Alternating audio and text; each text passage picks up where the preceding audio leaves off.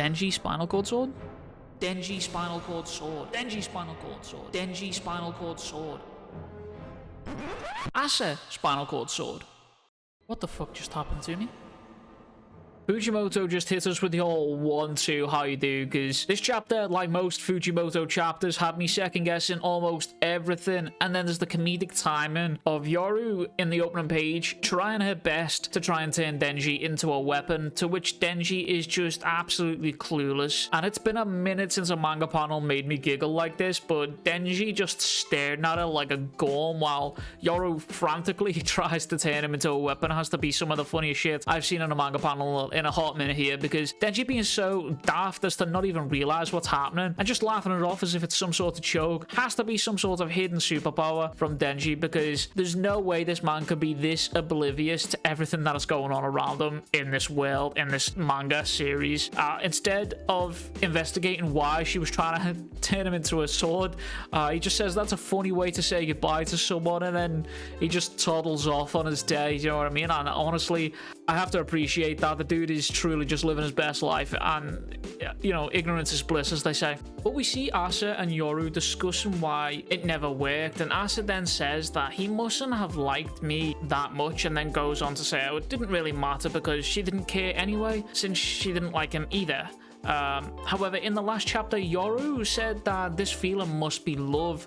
So my theory here is one of two things. Number one, Asa did or does actually like Denji but doesn't know how to deal with it, thus her being in denial in this chapter and saying she didn't like him anyway, because she just doesn't know how to deal with this kind of emotion towards Denji. Then number two is Yoru senses that Asa does like Denji, because obviously apparently these two can feel each other's emotions now, but it isn't quite love, and Yoru knows this and is trying to manipulate Asa into feel like it, to thinking that it is love, so then Yoru can have a hope of turning him into a weapon. But either way, I think whatever way it goes, I'm convinced that Asa does have some sort of feelings towards Denji, but I just think she isn't sure on how to handle it due to her complicated situation with Yoru, and obviously the fact that she doesn't know that Denji is also Chainsaw Man, and he's kind of in the same boat, both of them having devil powers and not really known about each other, kind of thing. The two go on to talk about Famine, and we are drip fed just a smidget more information about her, with Yoru saying how it's been so long since she saw Famine that she didn't even recognize her, and that she is also crazy and they should steer way clear. Which at this point, I'm just pretty sure that almost every devil is just absolutely batshit crazy, because you can't tell me that there is one normal devil in this entire show. Like, even Denji, do you know what I mean? But none of them are normal. They're all absolutely psychotic compared to the average human. But Asa ends up taking a seat on the end of the bed and starts to think about Denji. And we see her having a bit of a tough time with thinking about Denji. And she ends up coming to the conclusion that she hates Denji. But for one, I'm not so convinced, because if she did hate Denji here, she wouldn't have been so relieved when Yoru couldn't turn him into a weapon, because you could see her sort of panicking that this was about to happen. But then you can also see her like slightly relieved that it didn't happen. And that makes me wonder if subconsciously she is making herself hate Denji so Yoru can't turn him into a powerful weapon. Because remember, those two share the same thoughts. She can't be thinking that she loves Denji or thinking about trying to hate Denji when Yoru is just going to know this automatically.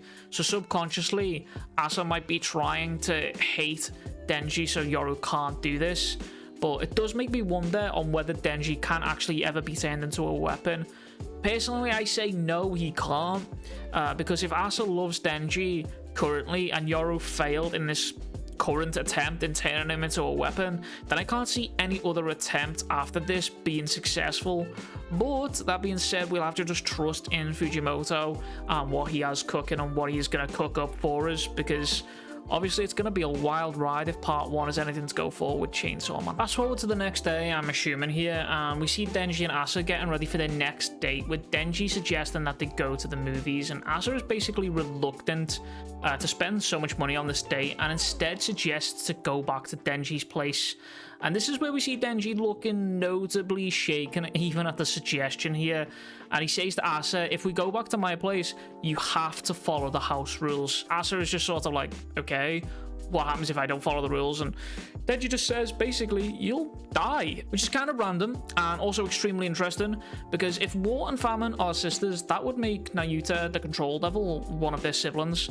And I also want to raise the question of whether the Control Devil will actually recognize Yoru, or at least be able to sense Yoru inside of Asa when they're present together, basically. Because if we remember, when Makima was the Control Devil, she explicitly named Famine, War, and Death as things that she would like to wipe out from Earth.